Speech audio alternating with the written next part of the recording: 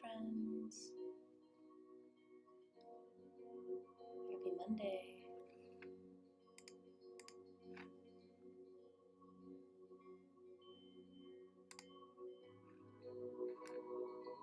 How is everyone doing today?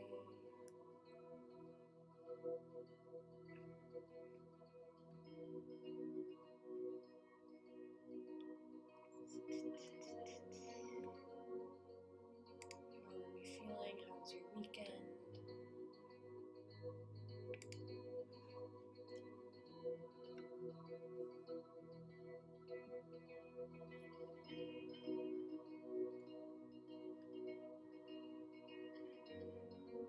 Just getting set up here. It's really loud.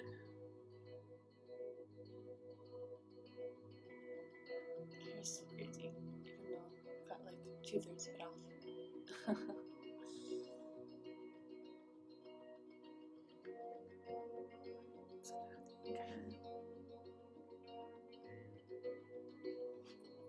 What do we want to work on today?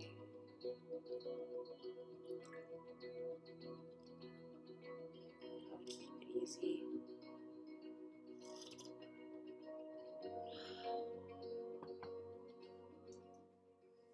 Let's roll out a mat or set up your surface, your area to practice, clear off your space.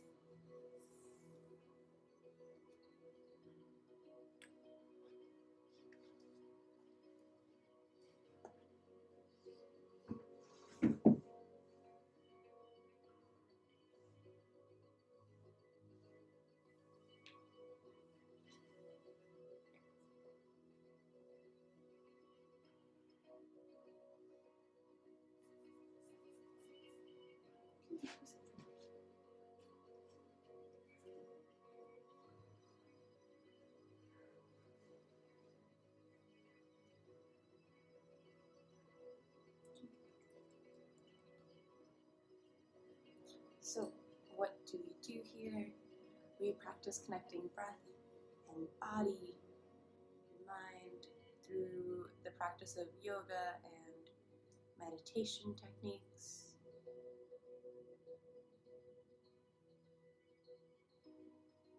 We'll start with a seated grounding meditation and move into some yoga, functional movement, joint resiliency, lymphatic shaking, breath work, ending with a nice long shavasana, final relaxation pose. I'll play some crystal singing bowls for you, and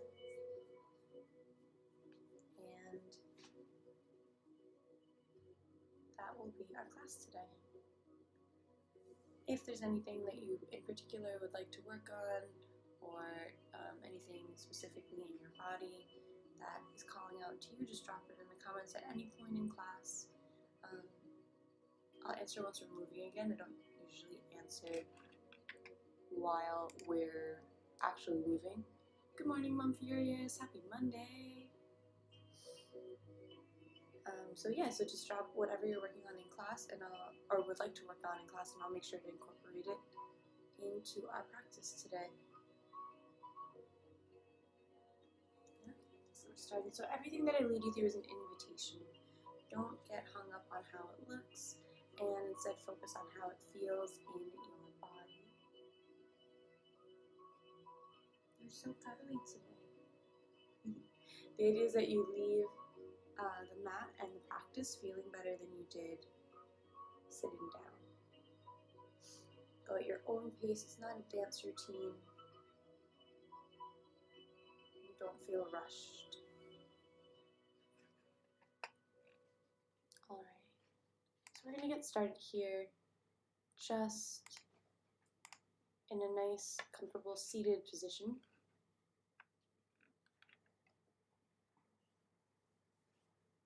So I'm sitting in Sukhasana on the floor. That's just sitting cross-legged on the ground. And I just put a blanket below my hips and let my knees and feet come off in front. So there's an anterior tilt to my hips. So my hips are slightly tilted forward. Chest comes up over heart and head. No, chest comes up over hips and head over heart. So we're going to sit it up nice and tall. Crown of the head's reaching up towards the sky.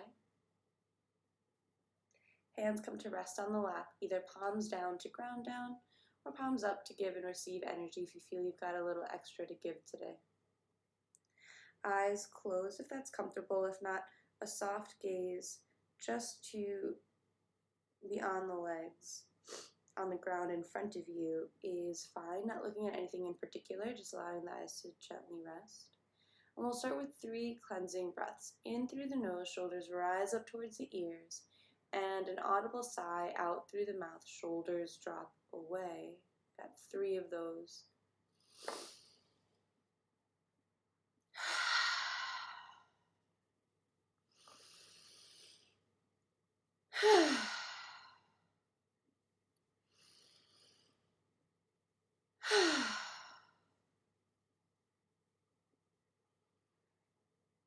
And let the breath continue in and out through the nose, returning to a natural breath's pace. Take a moment here to arrive. Let go of everything that came before and everything that's to come up after. And become present to yourself here in this moment. Here in this space.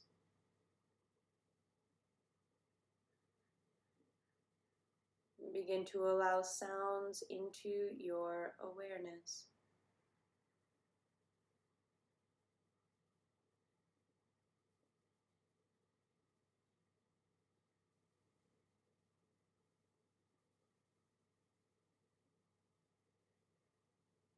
Allowing all sounds in, all part of this moment, this experience.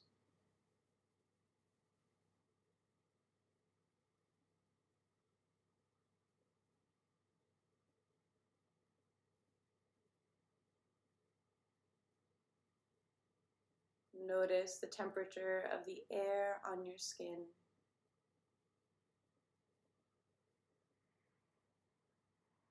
And feel the weight where your body makes contact with the ground below you.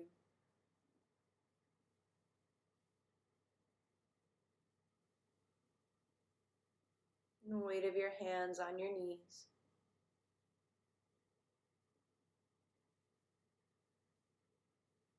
And just get a general sense of the body and how it feels in this moment.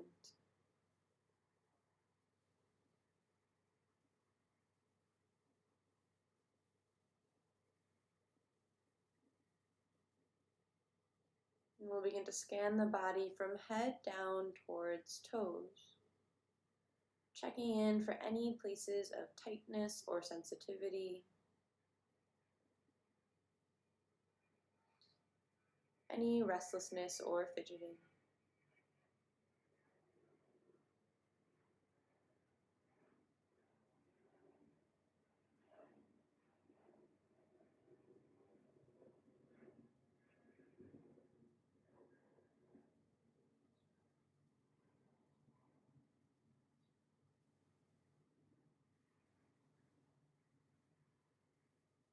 And when the mind wanders, bring it back to the body, scanning down, down, down.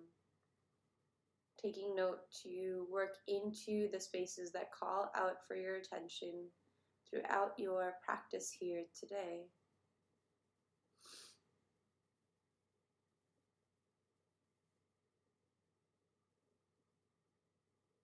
We'll shift that awareness from the body, manomaya kosha, or anomaya kosha, to the energetic level, pranamaya kosha.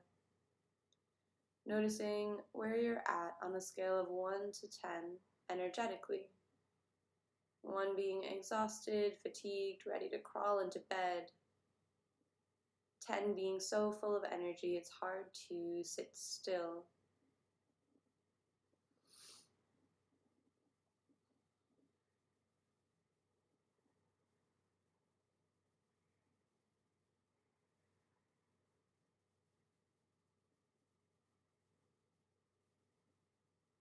And shifting the awareness to the breath.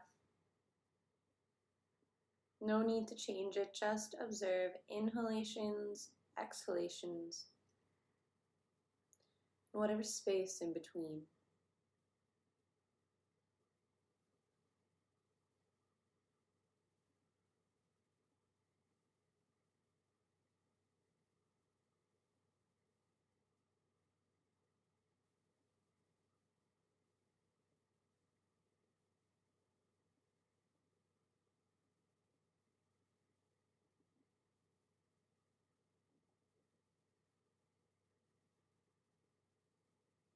In yoga, breath is intrinsically intertwined by prana. It is effective of it. So the quality of the breath is often reflective of the amount of energy we feel. We'll shift that awareness up to manomaya kosha, the mind. We'll allow thoughts and feelings to arise freely here. And observe these thoughts from a distance. No need to engage. Just observe.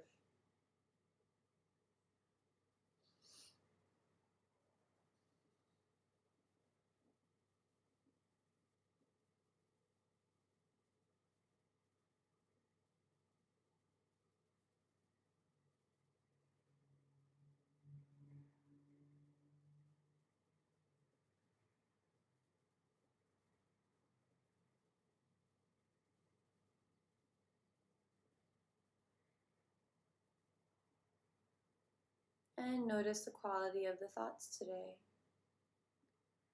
Are they long drawn out drama? Or a slew of flashes of thoughts, barely completed sentences, a crowding of images? Not good or bad, not right or wrong, just something to notice. We'll bring that attention back down to the breath. So I'm actively expanding the breath. Every inhale sips in a little more air, and every exhale lets something more go. Good morning, Greg. Welcome in. Just in time for our pranayama breathing exercise. So breathing in and out through the nose if that's available, and into the belly, allowing the belly to expand, to inflate on the inhale. And on the exhale, belly button draws towards spine. We're squeezing the air out. Belly contracts. So we have, so we're in a new month. Happy May, everybody. Beltane. Although somebody told me I pronounced it wrong the other day. It's all good. We're doing our best. We'll do our new, where we have a new pranayama breathing exercise to practice this month. And it's called Nadi Shodhana, alternate nostril breathing. So the first thing is we're going to continue the practice of breathing in and out through the nose and in and out of the belly. So we don't want the shoulders to be rising and falling as we take our breaths. We just want our belly to be expanding and contracting, so we stay nice and tall in the seat. Then a mudra is a hand symbol, like a hand positioning that symbolizes, that has different meanings in yoga. So we're going to learn a mudra here. So you just take your right hand and put down your index and middle finger. It's okay if they don't go down all the way. And then turn your hand in. So so alternate nostril breathing, we're going to cover up one nostril while inhaling, and then switch sides, covering up the alternate nostril, and exhale out the other. So we'll start together for a few rounds, just so you can get the hang of it. First, just a cleansing breath. In through the nose, audible sigh out through the mouth.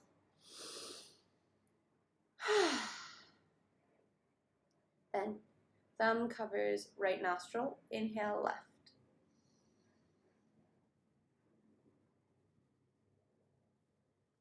ring finger. So release the right nostril, cover the left nostril. Exhale, right.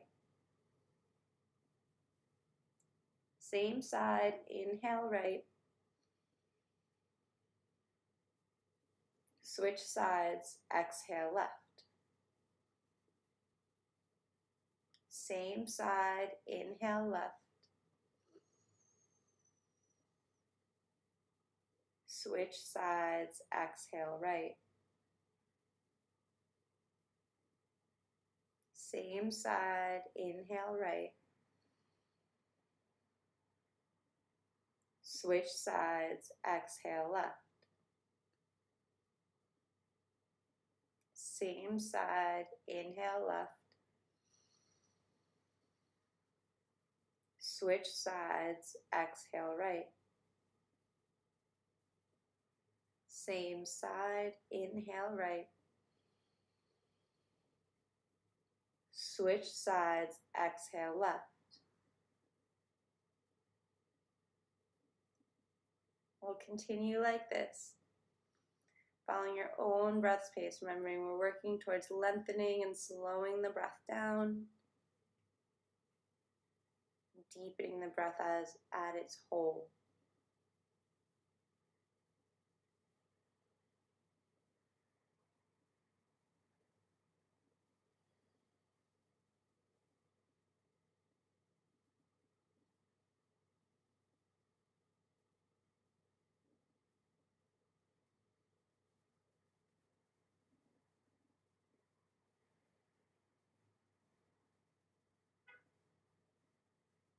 Keep the spine nice and tall, mindful that that right shoulder is going to want to tense up, and just relax it away.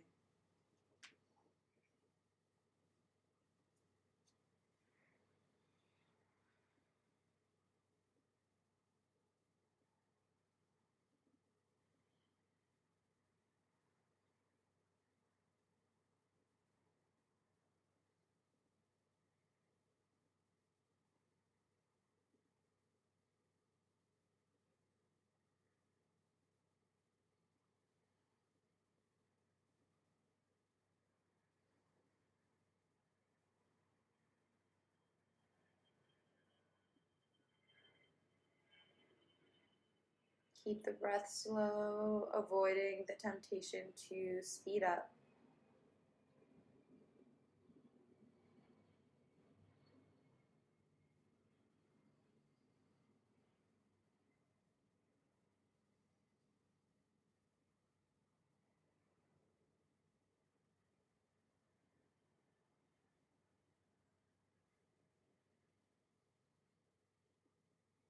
And the next time you exhale through your left nostril, no rush to get there, release the hand mudra. Releasing the hand from the face, releasing any efforting from the breath. And just return to a natural breath pace, perhaps affected by that Nadi Shodhana pranayama.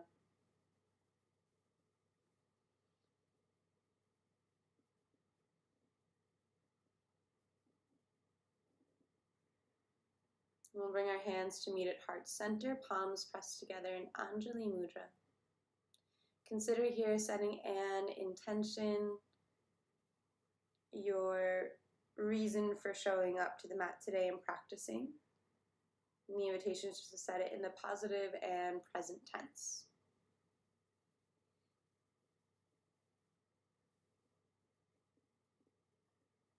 And we'll seal that intention with the sound of Om. You're invited to chant along with me, of course. First, a cleansing breath.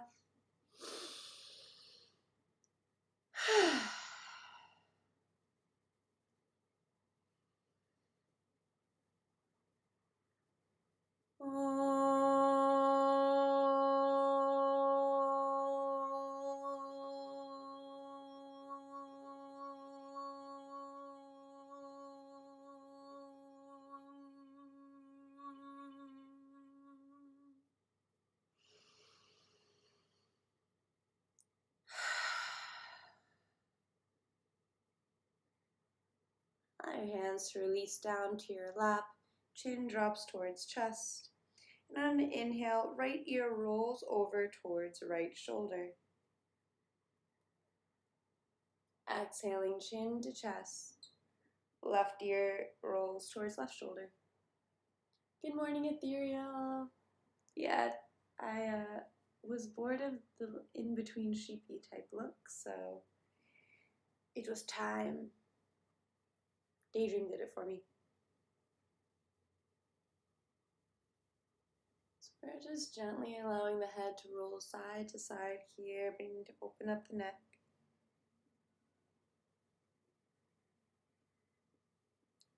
And the next time your right ear rolls over right shoulder, hold it there. And the right hand comes to land on top of the left side of the head. No need to pull, just the weight of the arm is enough. And left arm reaches away. And gently release it down. It's reaching through the fingertips, just gently grazing the ground. You should feel a stretch in this trapezius muscle. That's this muscle that connects your neck to your shoulders. And give the head a little nod, yes. Finding that stretch on the side of the neck. Once you find a sweet spot, just hold it there, breathing into that side, keeping the shoulders relaxed.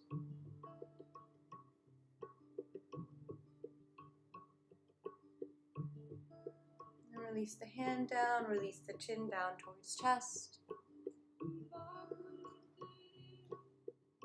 And left ear rolls over towards left shoulder.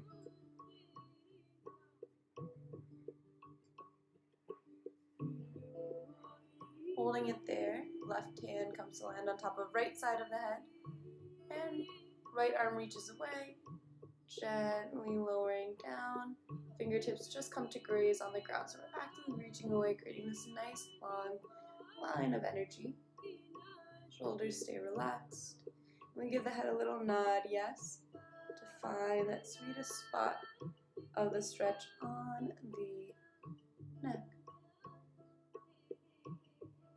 Once you find it, just keep breathing here. Every exhale is just an opportunity to relax into the pose.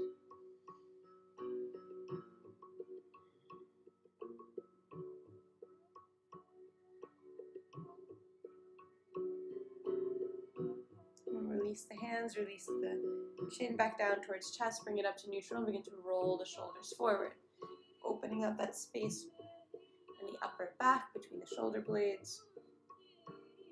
So our pranayama this month, our breathing exercise, Nadi Shodhana, alternate nostril breathing, is all about creating balance in the body. And roll the shoulders back. So, in yoga philosophy, there are these energy cycles or circles, points in the body. Right, so there's a whole chakra system that like people just know from like memes or just in general. It kind of shows up sometimes in popular culture, and it carries up through the spine to the crown of the head. And the way that energy spirals, so the energy spirals have two, almost like a double helix. So there's the Ida and the Pingala, and the center point is called I'm going to mispronounce this, but it's like the Shoshunga, right? Alright, so let's go to stillness in the shoulders and inhale, arms sweep up overhead. I'm going to bring it down to the right. Reaching over, keep your left hip glued down to the ground. So we're really opening up the space between hip and shoulder. Inhale, breathes into this rib cage, really bending deep, and exhale back up through center. Good morning, Edith. Over to the left and back to center. So we're inhaling to bend, opening opening up the space between the ribs, those intercostal muscles, and exhaling to center. And the idea with Nadi Shodhana, that breathing technique, is that one nostril is attached to one line, one pathway of energy, and the other is attached to the balancing one, the other one. So we're evening out that breath, that prana, towards either side. Back at center, deep breath in. And exhale, we twist to the right. Left hand lands on right knee, right hand lands on the ground behind you. We're just twisting the chest open towards the side wall. Inhale, back up through center. And exhale to the left. So in the beginning, we don't spend too much time in any pose. We're just following the breath in to rise and out to twist in a dynamic movement. A dynamic stretch. So you can go a little deeper each time, but we're not looking for the deepest stretch of your life. It's not even going to be the deepest stretch of class. Really just waking the body up to this direction of movement.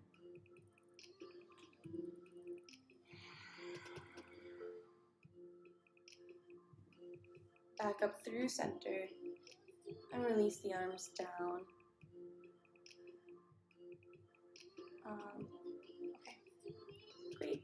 Elbows bend, hands come to the ears, and we'll just wave the hands out. We're starting to warm the wrists and the hands up, all the muscles, tendons, and ligaments. Palms face down, fingers wiggle side to side. So elbows and shoulders aren't moving. If you have any clicking or cracking in the wrists or hands, it's just something to notice. So we're just helping to lubricate the joints so a movement sends a signal to send synovial fluid, create synovial fluid in the joints. Palms flip up towards the sky. It's like you're trying to get your fingernails to touch your forearms. Fingers spread wide, and we're rotating. This is like anti-carpal tunnel little sequence here. It's super easy. This one actually takes quite a bit of effort. So your forearms will actually begin to fatigue if you're actually putting in the amount of effort necessary. Really reaching back, 2, 1, and then just shake off water. So just want to wake the hands up, the wrists up, before we put any weight on them. But also that sequence is really nice in the middle of a work day, just to give your hands something different to do instead of the repetitive, like small movements that we're usually doing. 3, 2, 1. Awesome. All right, let's extend the legs out in front and wake them up. Well, tea, because my voice is going. You extend your legs out in front of you. All right. Spread and scrunch the toes. Roll out your ankles.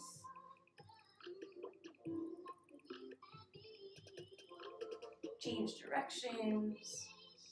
So we're seated in that posture, Sukhasana, easy sitting pose, for quite a while. If you find yourself needing to change the orientation of your legs or to change your positioning, it's all good. We're just building up that endurance. Feet come nice and wide, bend in your knees, and we'll just drop the knees side to side, far enough away that your knees hit the floor instead of one another, waking the hips up. So we're building up that endurance to be seated in that pose. Why would we want to do that? And it's so that we can practice meditation for longer and longer amounts of time without having to rearrange the body. So the body starts getting used to being in that position. We'll drop the knees to the right. Right hand comes close in towards the right hip. Left arm sweeps up, lift. Let's lift the hips and the chest. And exhale, hips touch down. We'll come down over to the other side. Knees fall over to the left. Right arm sweeps up as chest and hips rise. Exhale, hips touch down. And we switch it over. So we're just connecting breath to movement, inhaling to rise. Exhaling to change sides. Inhale to rise. And we've got one more to each side here.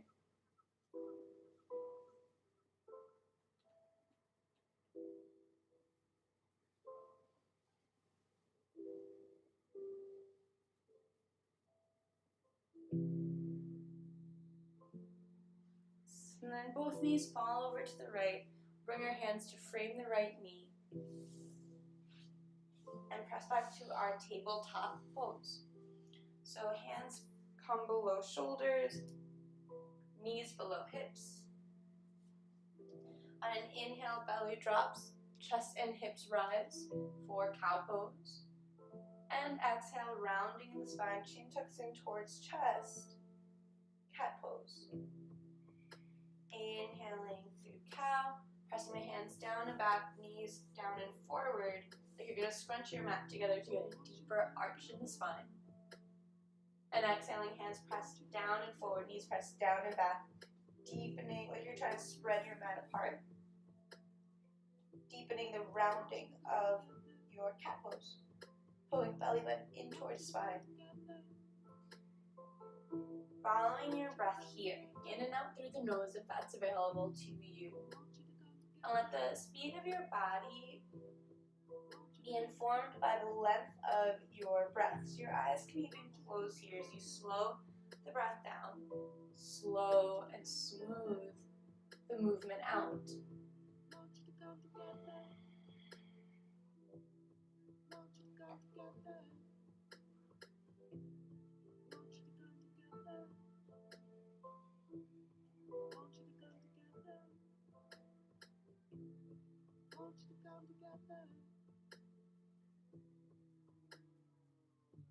And the next time you exhale through cat pose, let it be your last.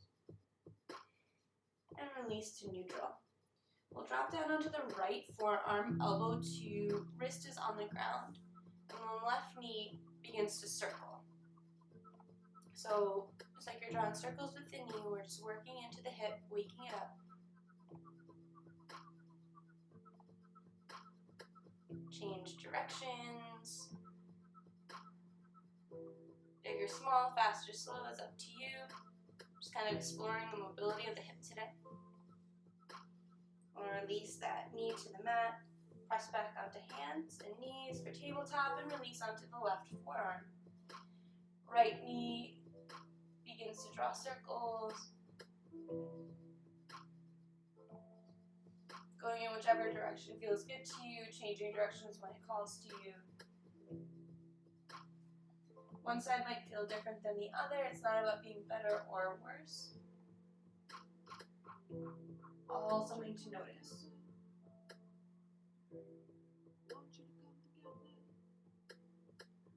That knee releases down. We'll press back onto hands and knees. Let's work a bit on wrist resiliency while we're here.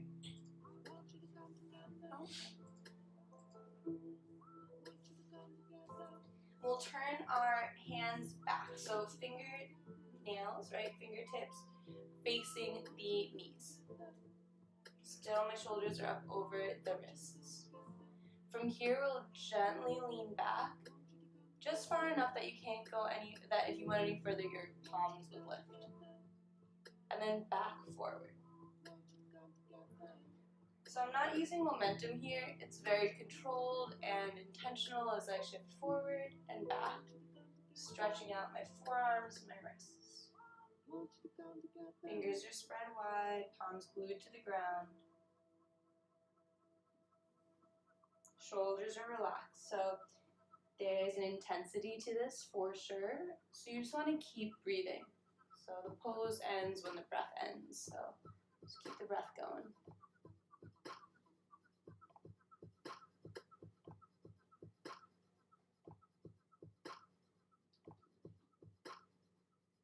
And the next time your hips are pressed back and you're in that deepest part of the stretch, we'll just keep the breath going and hold it here.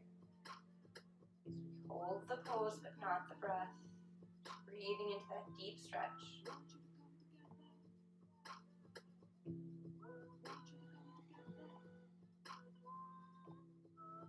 Bring the shoulders back up over the wrists. Untwist one hand and then the other. Toes tuck under and sit back on the heels. So the toes are tucked under. We're getting a bit of a foot stretch here, or toe stretch here. Well, maybe it's more than a bit for you. If you lean forward a little bit, it's a little bit less intense, and the further you lean back, the more weight on the toes, the more intense it is. This is really, really good for your feet. I can't stress that enough. So it can feel kind of like painful or intense at first, but we work on telling the difference between intensity and pain, discomfort, and injury here in class. I promise your toes are not going to fall off. So we're just here for another 2 breaths. We're just bringing some blood back into the wrist, just kind of giving a little wrist massage, and then we'll give the feet a break. All right. Right leg sweeps up and back behind you, straight back. So not high up and lifted. We're just keeping the leg parallel to the ground, heel pressed away like you're pressing against the back wall for stability. Mindful that that hip's not popping up. Keep it in alignment with the left hip.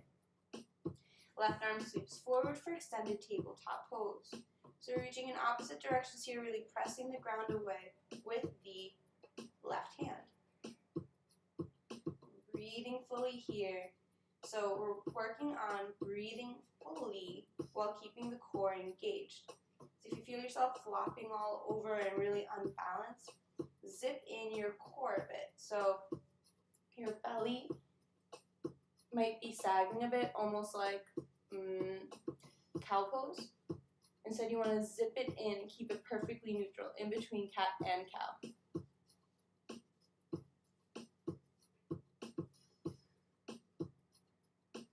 Still breathing in and out through the nose if that's available. Really reaching through the fingertips and through your heel. Deep breath in and out.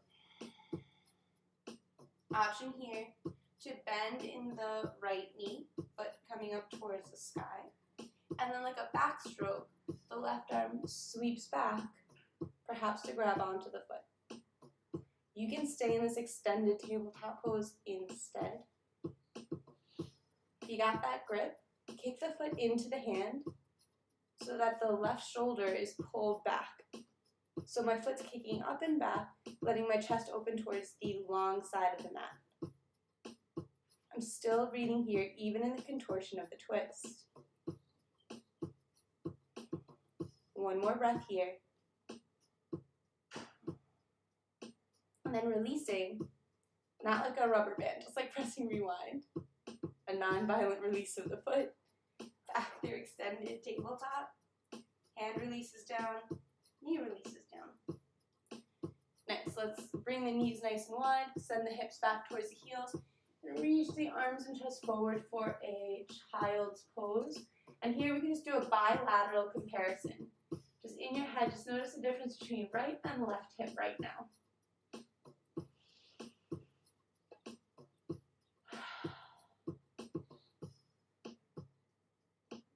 Pressing your hands into the ground, we bring it back up to tabletop pose. Extend the left leg straight back behind you. We're really pressing the heel away, so the back of the knee is pressed up towards the sky. But the hips stay in alignment with one another. So mindful, that left hip's going to want to raise up, but we keep it the same distance. So our hip bones are the same distance from the ground. Right hand sweeps forward like you're going to shake somebody's hand, just straight in front of you. And the gaze can stay down. So we just have this nice long line of energy through the back, through the spine. We don't have any arching in the neck. Reaching through this heel, glutes engaged. Reaching through the fingertips.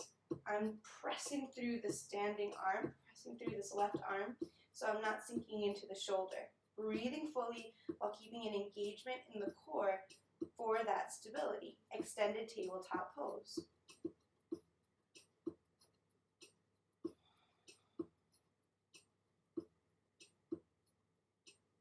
Release any clenching in the jaw. Maybe that left knee bends, and it's like a backstroke. Even if on the first side it didn't quite work for you, you might be surprised. One side can be different than the other. Still go for it on this side. With that grip, the foot kicks into the hand, letting the right shoulder open up, opening the chest towards the long side of the mat, towards the right.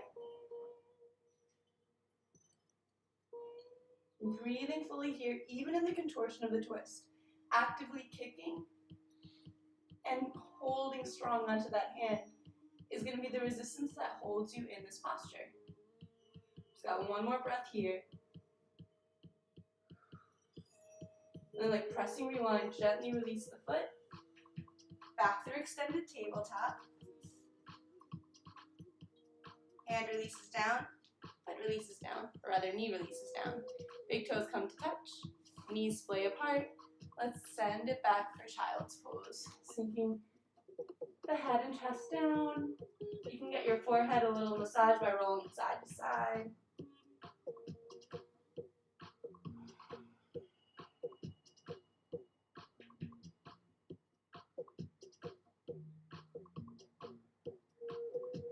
So then we'll walk the hands back up to hero's pose.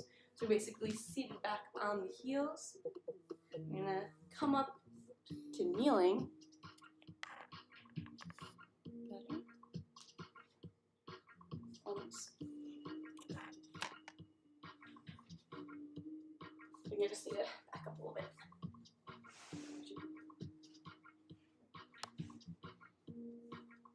All right, here we are in kneeling.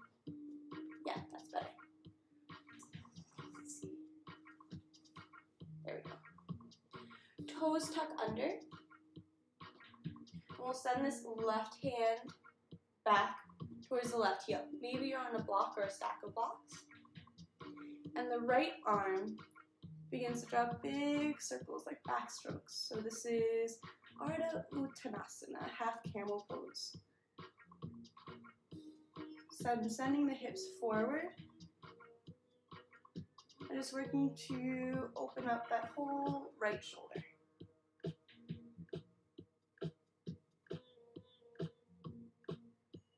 And then like a front, like swimming forward, sees a little momentum to bring it up to neutral.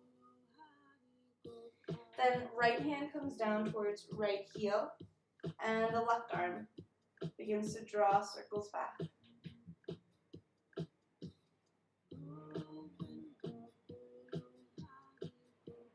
Still breathing fully here.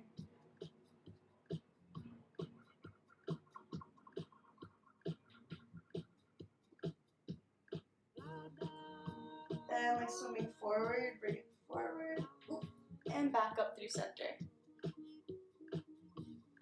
Alright, so you can keep your toes tucked under here. My knees are like hips distance apart. Or if you have the space, you can bring the feet down. We'll get to that. Hands come to the lower back. Almost like, and then shift them down. So you're basically like right on your hips. We're tucking the hips under. So, let's see. An anterior tilt is like with your butt sticking out. Posterior tilt is like a cat pose. And then right in the middle is where we want to be. So we're engaged in the lower abs and squeezed in the glutes to protect the lower back lumbar spine. And here we're going to lift the chest up. So instead of thinking about bending on your lower back, we're just lifting the chest up like there's a string attached to your sternum towards the sky. From here, if you've got the space, press the hips even further forward, and then the hands can come back down to where they were before. This time both hands come down. Still got space, you can release the toes so that you're on the shoelace part of the feet. Still, hips are pressed forward, chest is raised up high. And then the last thing is, if it's okay with your neck, you can release the head back. Ustrasana camel pose. So we're fully breathing here, even in the contortion of the back bend.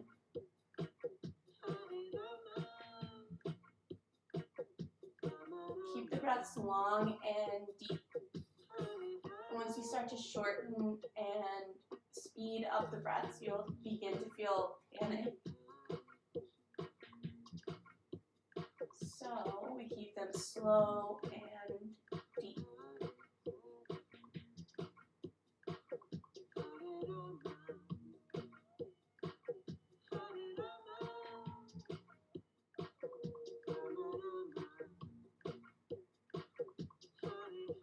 And bring it back up.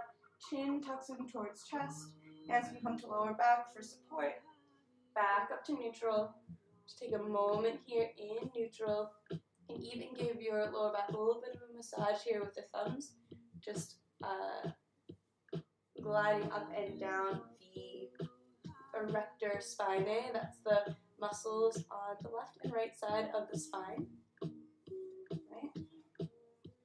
Almost a physical mirror of the metaphysical Ida and Pingala energy highways that we were speaking of earlier. So, hands release down onto the ground, fingers spread wide, toes tuck under, hips press up high for downward facing dog. Here, let's bend one knee and then the other, just pedaling out the feet. Dropping one hip and then the other. Just bringing a little movement into the lower back. So one of the reasons that back bends are so scary or can create a sense of fear or anxiety, panic in the body is because our belly, our heart is exposed. Just think about like hedgehogs, porcupines, literally like any prey creature. It rolls up into a ball to protect itself. Right? So we're quite doing the opposite with our back bends. Being a bit vulnerable. Alright, so now we're sending our heels towards the ground. It doesn't matter if they touch or not. Even if they don't touch, that's just the direction of the body.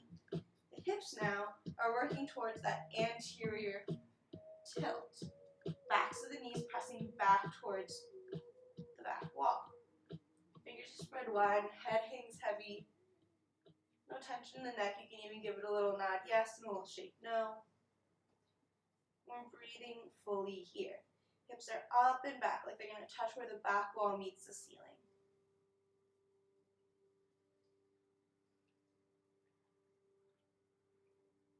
So then the right leg sweeps up and back behind you. Reaching up and back, knee bends, and stack the right hip over the left hip. Three-legged dog. So I'm really trying to open my hips up towards the side wall, setting this right knee up towards the sky. I'm pressing into my hands, giving this left leg an extra deep stretch.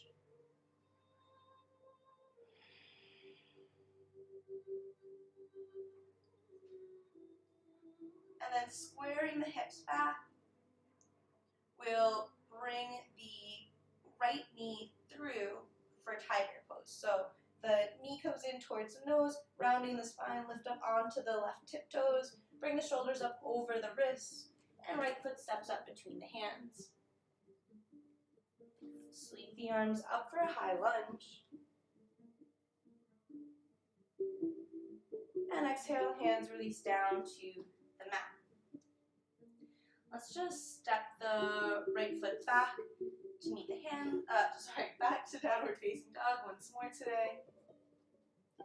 And then left leg sweeps up and back behind you.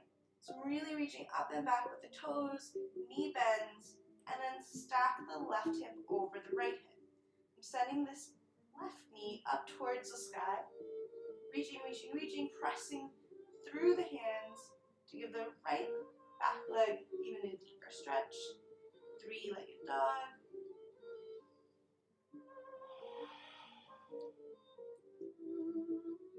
If you're having a hard time getting this knee to face up towards the sky, squeeze that glute just a little bit tighter. Last deep breath in here. And exhale, tiger's pose. Rounding in the spine, lift the belly out of the way. Knee comes in towards nose, lift up onto the right tiptoes, and shift the weight of the shoulders up over the wrists. Left foot steps up between the hands. I'll sweep it up to a high lunge. Exhale, shoulders release away from the ears. And this time, let's step it up to the top of the mat. Some classical music happening. All right. we are at the top of the mat. Up. Stand, let's turn to face one another.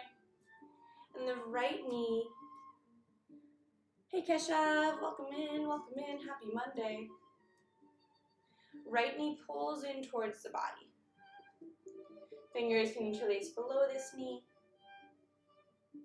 And avoiding the belly, knee pulls in towards right shoulder. Bottom leg working towards straightening out. Like a standing wind relieving hose. We're just using our bicep strength here. We're not using the shoulders at all. Shoulders are totally relaxed.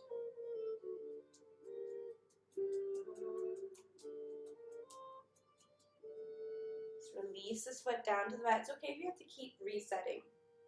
Left knee pulls in towards the body, using just core strength to start, and then fingers interlace below the knee.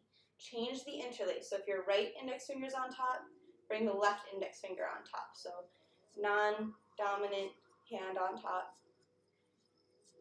Using that bicep strength to pull the knee in towards that shoulder. Standing leg is strong. So finding a place for your eyes to land, a drishti, a focal point, is going to be key to the sustaining of this posture. So if you keep falling out, it's no worries. Just begin again. You get to practice entering the posture again and again. It's an important thing to practice. To hold it still while still breathing. That drishti is key. That focal point that does not move is key. Just like our internal intentions. The rest of our body's moving, sweating, stretching, straining, relaxing, but the intention stays solid, the same, stays true. Release that leg down. Let's just shake it out. For our lymphatic shaking part of class, it's no control. We're just giving the body a bounce. Keeping the knees bent, heels lift and drop, landing with soft knees to create this shape, this reverberation in the whole body. I like lifting and dropping my shoulders. It kind of helps add to the momentum. And I just let my arms flop, because I know I hold a lot of tension in my upper back and shoulders.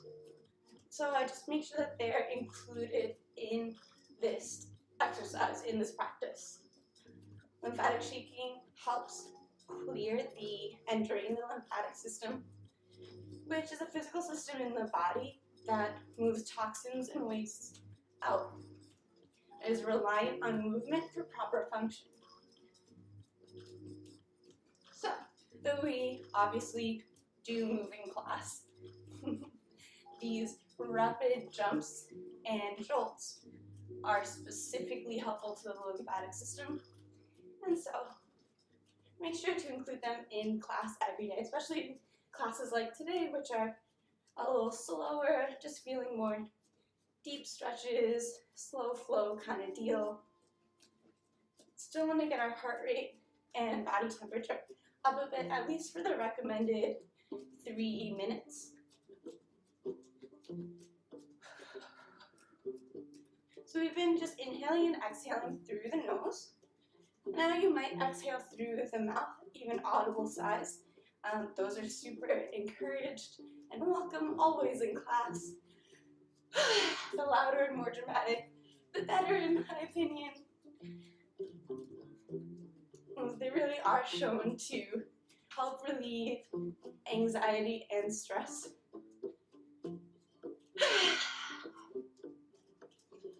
And we just got like 20 seconds left. We've been working up to 3 minutes all year, and now we're here. Another 3, 2, 1. All right, just taking a moment here to feel that tingling, that warmth that was created, and we come into our breath of joy. So this is a 4-part pranayama breathing technique, and it's 3 sips of air in through the nose, and a big ha out through the mouth. So just yell out through the mouth as loud as you can. Just take up some space. It's all good. Inhale, arms sweep forward. Inhale, arms sweep out. Inhale, arms sweep forward. And the big ha, arms throw back. So make sure you have space. There's no furniture that you're going to hit or any walls or anything like that. Be soft in the knees. Awesome. We have about 10 rounds of this. In, ha, in, ha, in, ha, ha.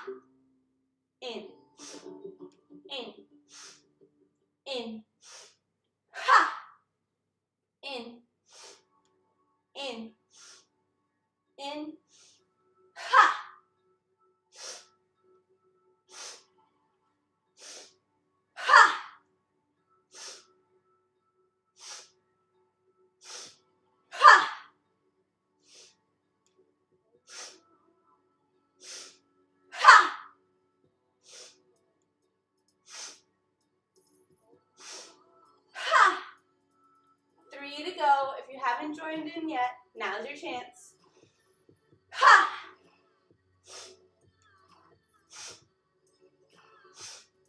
Ha! Last one, make it count. Ha! One hand on the belly, one hand on the heart. Feet come nice and wide. Allow the eyes to close. Just take a moment here to observe what was created. A little temperature rise, heartbeat quicken. But what else is created when you allow yourself to take up space, to be loud? Or what gets in the way from you fully participating?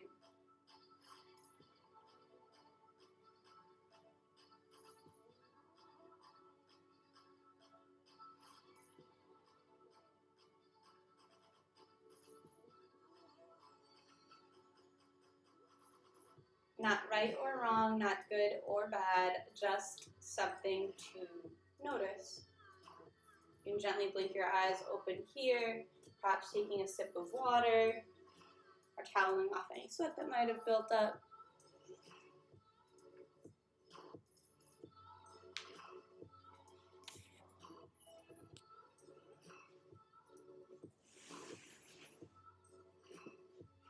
We're gonna meet back down on the ground.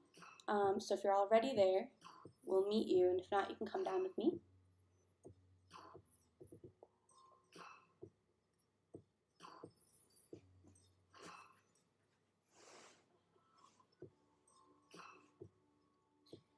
Coming to the back of the mat, inhale, arms sweep up overhead. Exhale, forward fold. Inhale to a halfway lift, hands on shins. And exhale, hands down to the mat, deep, bend in the knees, deep, deep, deep, so deep. Then you come down to seated. Walk your hands back so you don't land on your tailbone, tragically. All right, feet come together, allow the knees to splay apart. Just a couple of butterfly flaps. Is your reason that little kids do this? Because it feels really good. And it kind of gives a message to your hips like, oh, it's okay. Like, we don't have to be up here like, oh, what's next? Like, no, it's all good. There's nothing next. There's just this. We're here. We're here now. You can give the feet a little bit of a massage. Take advantage that we're here. Then we'll grab the feet, ankles, or shins. Using that grip, pull the chest forward to straighten out the spine. Deep breath in. And an exhale, hinging forward, waving forward, belly, chest, head. So it's like I'm trying to reach my belly button towards the space beyond my feet, my chest and my head towards that.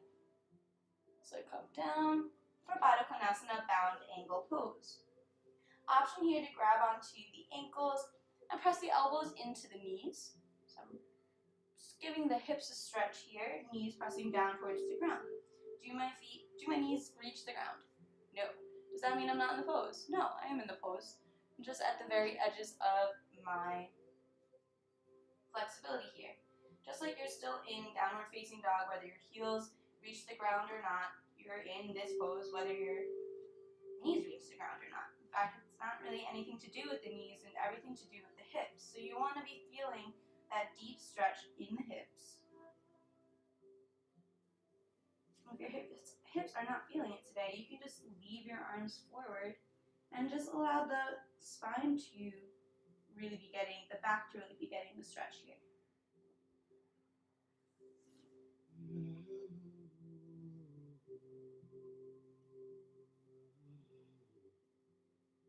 I'll bring it back up to seated.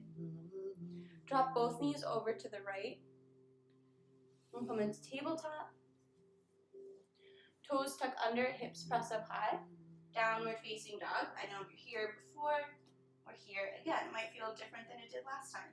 Hips are pressing up and back behind you, heels pressing towards the ground. Right leg sweeps up and back behind you, like the toes are gonna reach where that back wall meets the ceiling. Bend in the knee and stack the hip over the left hip. Three-legged dog once more. I'm still sending that left hip up and back behind me by pressing into the hands. Knees pressing up towards the ceiling by squeezing that glute to get a little bit more height. Deep breath in. And exhale. The knee comes down and forward, but actually lands behind the right wrist. Cross the foot towards the long side of the mat. And slide the right leg, right foot back, back, back. Bringing this left hip close to the mat. So it's like I'm trying to get the front of my right hip to the ground. Untuck the left toes, pressing the shoelace part of the foot into the ground so hard the knee lifts for a second and then release that thigh down. Hips are more or less square to the short front end of the mat. I'm walking the hands back. Proud pigeon pose, shoulder blades squeeze together, deep breath in. And exhale, we wave forward just as before. Belly, chest, head, release down, maybe onto stacked fists or hands or the ground itself.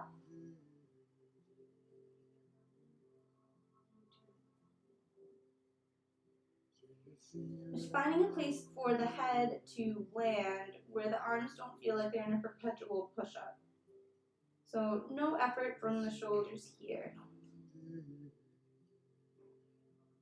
I really just want to focus on the stretch on the right hip and glute, maybe the lower back area.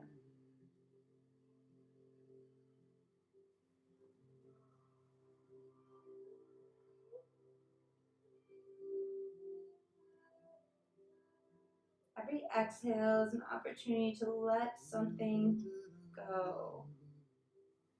And clenching in the jaw, furrowing up the eyebrows.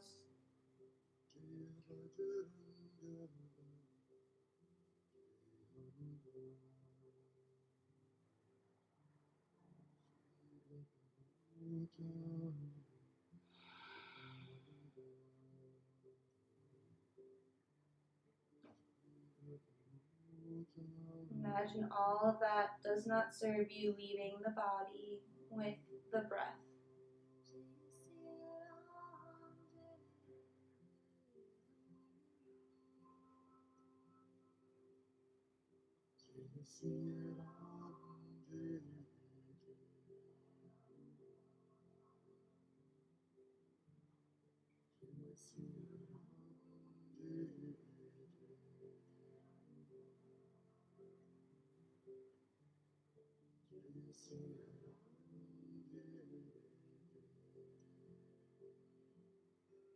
Now one more deep breath here.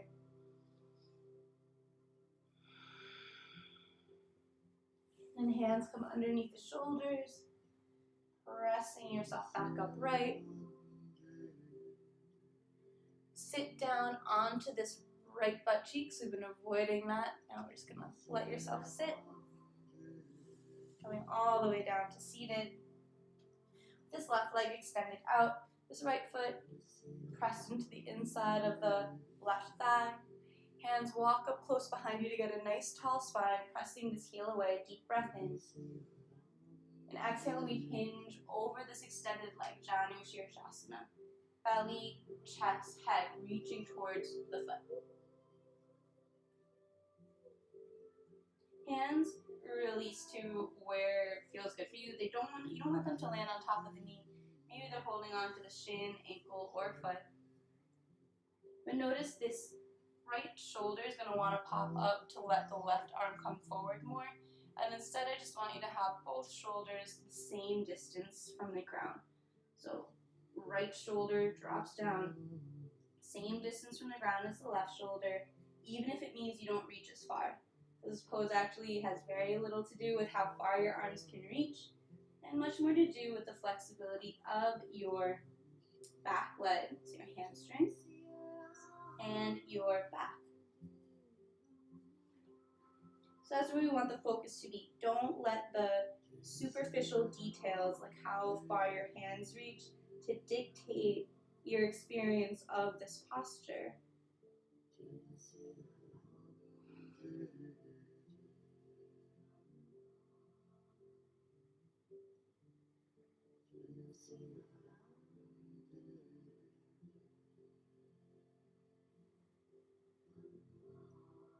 One more deep breath here.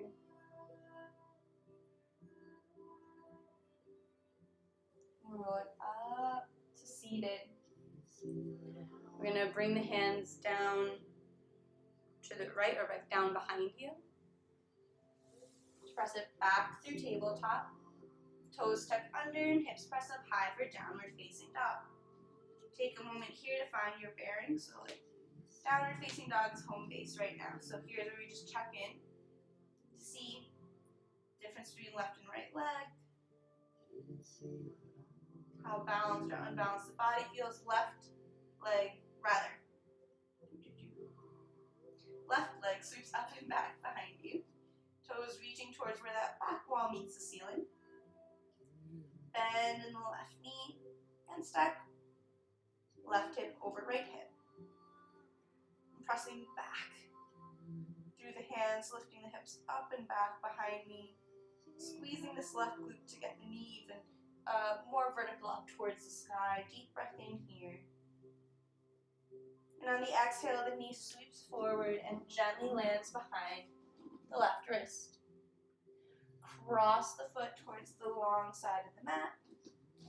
And I'll slide this foot back, bringing my right hip close to the ground. Left thigh is parallel to the long side of the mat. And I'm avoiding sitting down on this left butt cheek.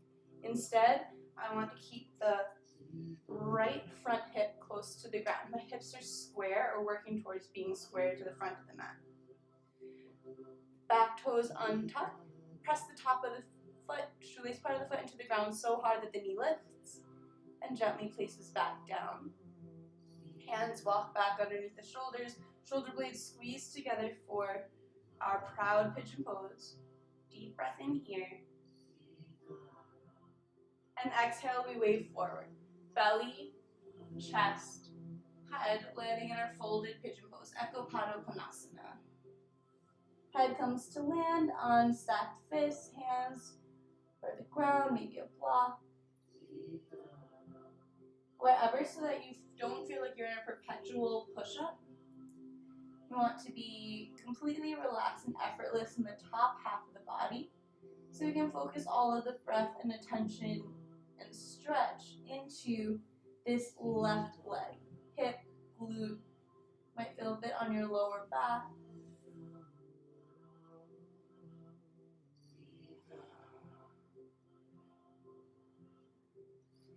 Just following the breath here.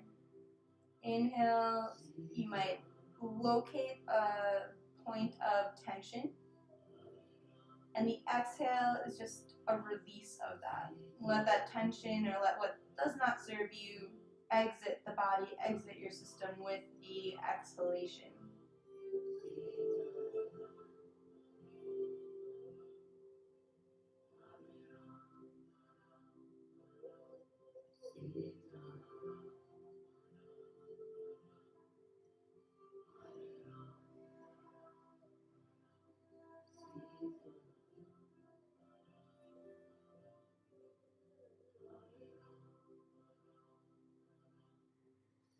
We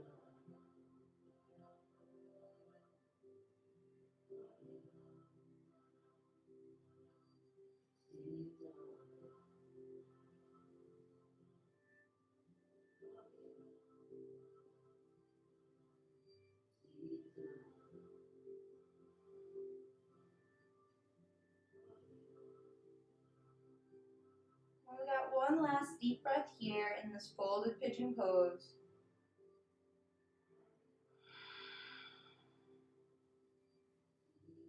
And hands up underneath the shoulders, pressing yourself back upright.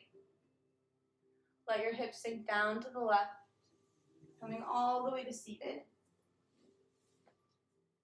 Left foot to the inside of the right thigh, right heel pressed away. Walk the hands in close to the body to get a nice tall spine. Deep breath in. And exhale, wave forward, belly, chest, head, towards that extended foot. On this side, you're going to be mindful that the left shoulder is not popping up to give the right arm a bit of a stretch forward. Instead, keep the shoulders parallel to the ground. Keep the foot flexed. For Janu Shirshasana. And just like in our pigeon pose, the exhales are an opportunity to let something go, an opportunity to pull the belly button in towards the spine, giving yourself more space for the fold.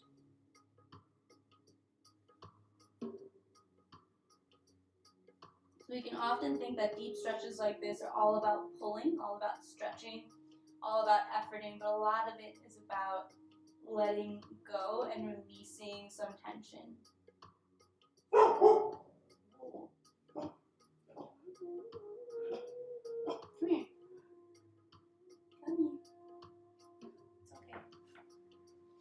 Have a bad dream?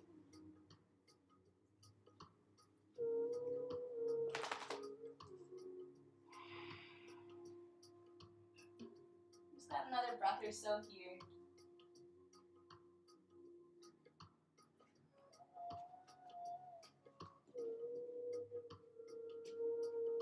Gently walk our way back upright. Extend this left leg long. It's this path of least resistance. Release all the way back and down.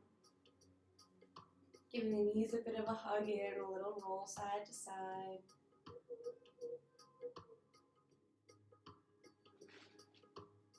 And both knees will roll over to the right, stacking left hip over right hip. Right hand lands on the left knee, and left arm opens up like the letter T. I'm working towards pressing this left shoulder down to the ground. It's okay if that means my knees don't touch or they don't touch the ground. Okay, fine. Supta Matsendrasana, supine spinal twist. You can even look over this extended left finger, left hand, to complete that twist.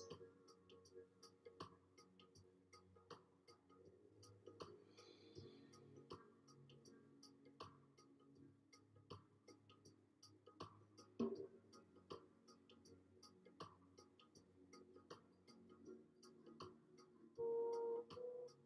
the head up through center, bring the knees up through center. We'll gently release the knees over to the left. Left hand lands on top of right knee. Right arm opens up like the letter T. I'm going to look over this extended right arm, pressing the shoulder towards the ground. Just using breath and gravity for this posture. It's a bit counterintuitive if you haven't been practicing it. To just let the breath and gravity do the work. There's so much like pulling and efforting in class, but here we just get to relax and kind of melt into the posture.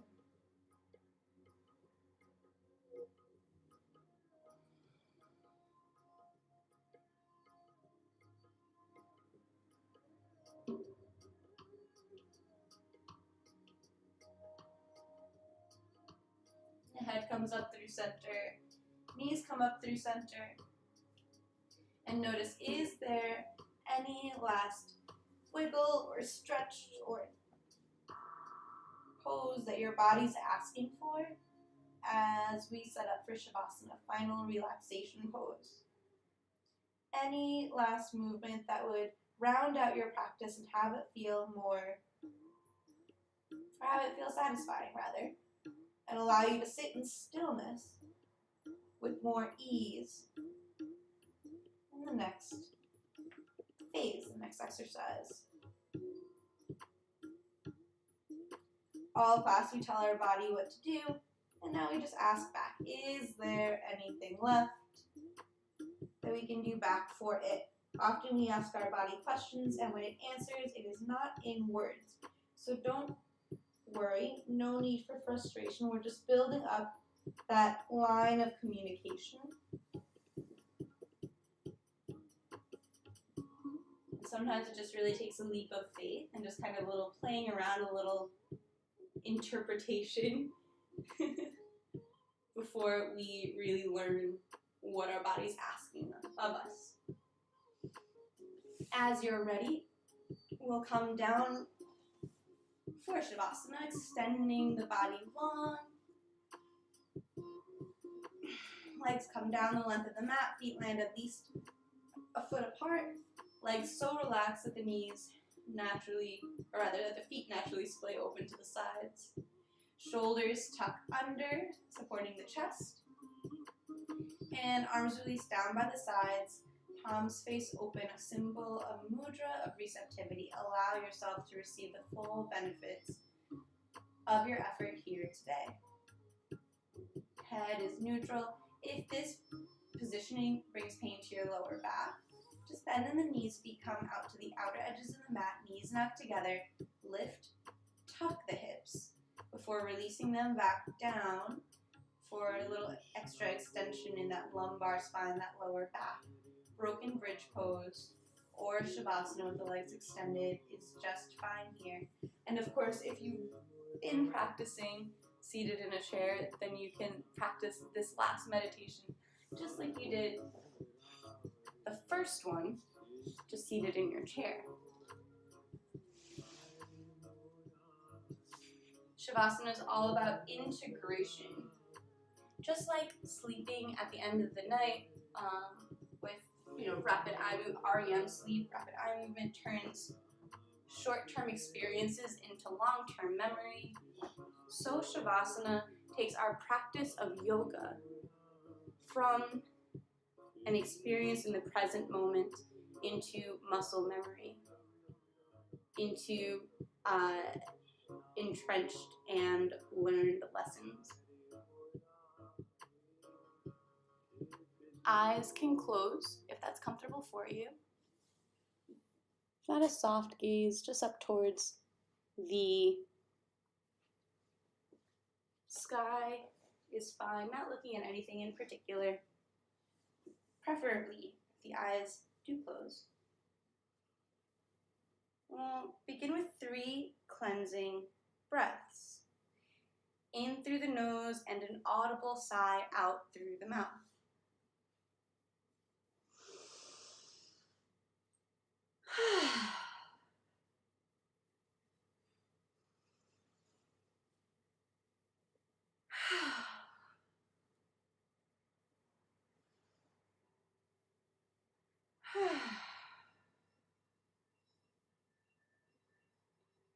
And allow the breath to continue in and out through the nose.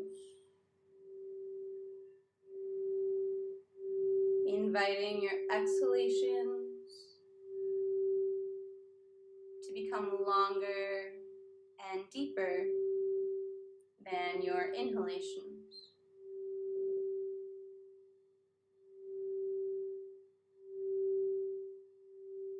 Every exhale sinks you deeper into the ground below.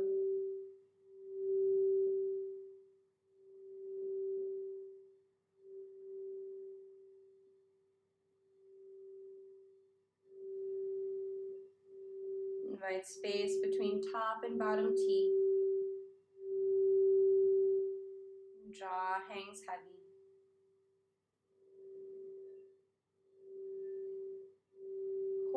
head rests heavy.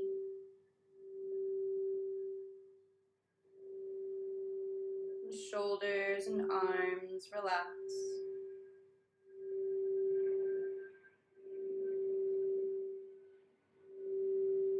Chest, belly, back, all heavy, supported by the ground below.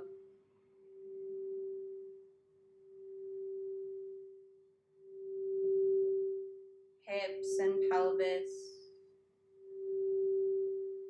legs and feet, whole body heavy, like lead sinking into hot sand.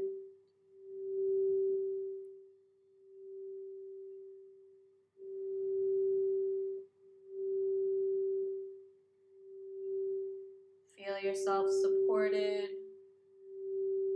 by the ground below.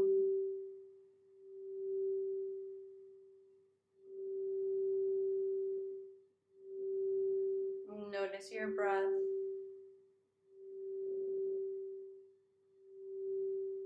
Like the waves of the ocean.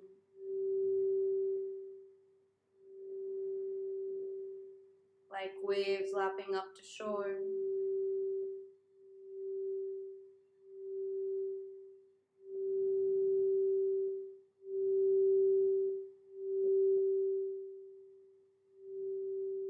And imagine yourself on an island, sandy island surrounded by sea. Warm sun overhead.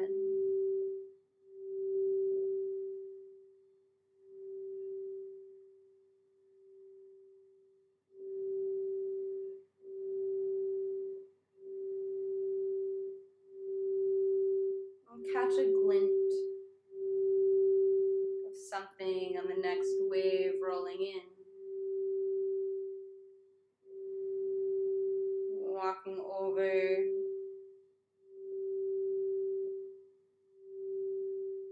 Find the object is a bottle.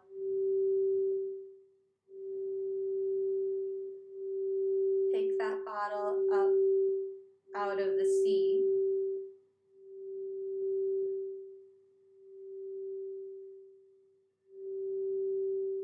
And see there's a message within.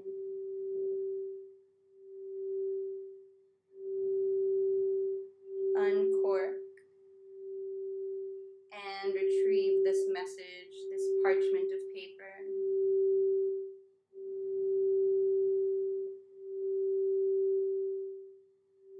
What is written upon it?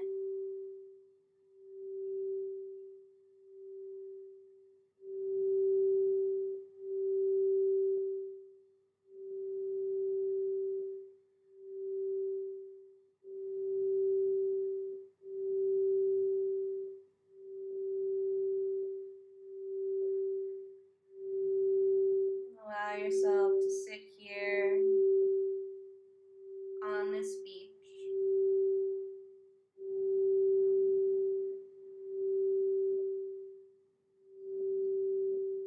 Sound of the ocean, warmth of the sun.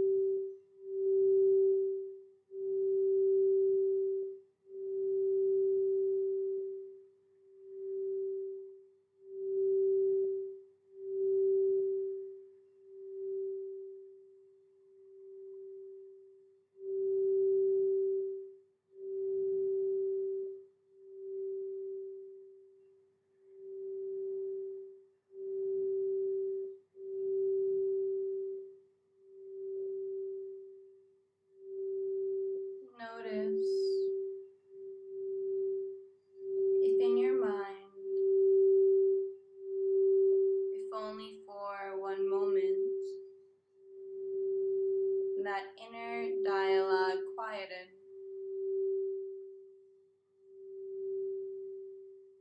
Notice if in your breath there's ease.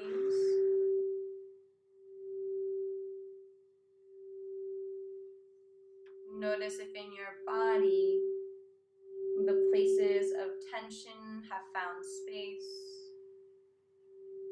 The places of restlessness have found peace.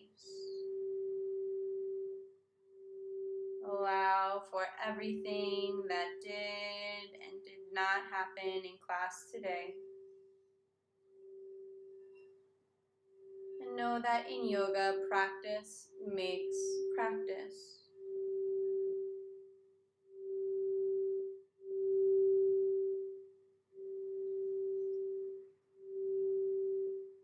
Feel the back of your body against the floor, the front of your body against the air of your room.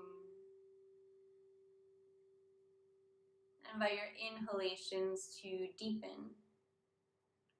That feeling of heaviness replaced with a feeling of lightness and openness, expansion in the front side body.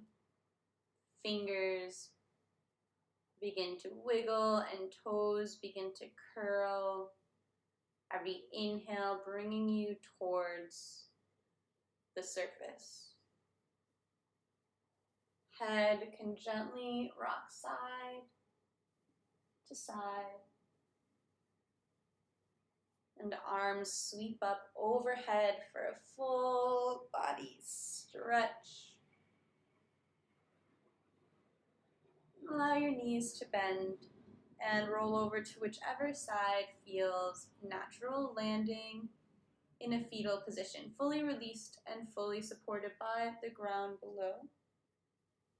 You can use that bottom arm as a pillow. Bring to mind any intention or dedication you set for class today. And if that intention inspires you, take it with you off the mat and into the world. Allow it to affect you and the people around you for the rest of your day. With eyes still closed or gently lowered, press your hands into the ground to come up to a seated position, just like how we started class. Hands come to meet at heart center, palms pressed together in Anjali Mudra. Today, we worked on a series of hip opening and leg stretching postures and back bends. I guess we really did like a whole body slow flow class. So the first namaste is said silently to yourself, thanking your body for the effort it put into class today. And the second namaste is said out loud to this community that held this space. Namaste. Thank you, thank you, thank you to everyone who joined me. I hope you found something that serves you. Whether you're here on the ground, working it out with me through movement, whether you're just here for the meditations or you're just lurking, having me on in the background, I appreciate you, and your energy does add to the collective. And I hope that you feel that too. It's not just you giving, it's also you receiving some energy, some good vibes, maybe some inspiration or encouragement to have a great day. Namaste, Ethereal. Thank you for dropping the tips information in the chat. So tips are super appreciated. You can drop them straight into my Venmo or PayPal. $5 does get you a recording of class, or this class that just happened now, or any of the classes of the past at your request.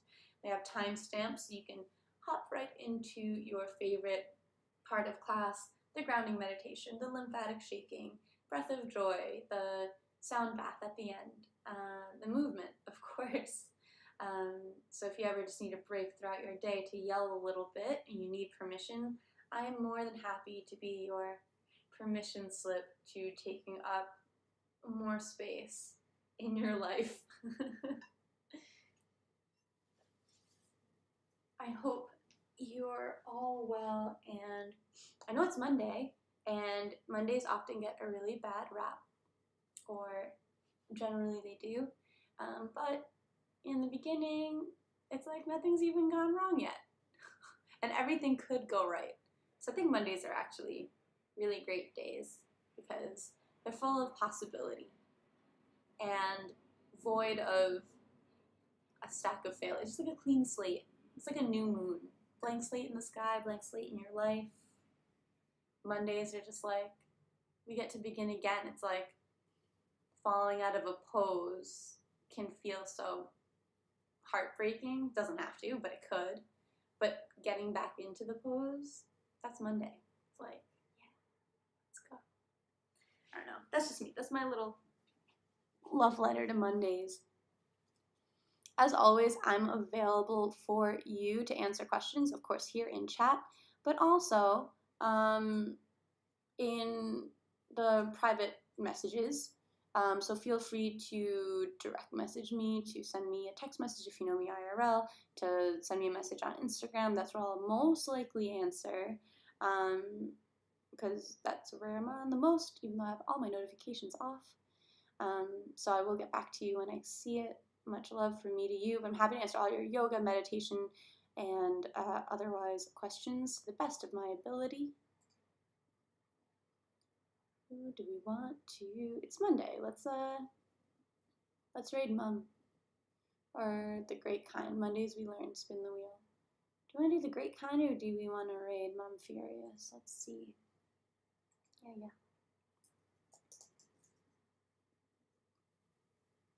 Let's do the Great Kind.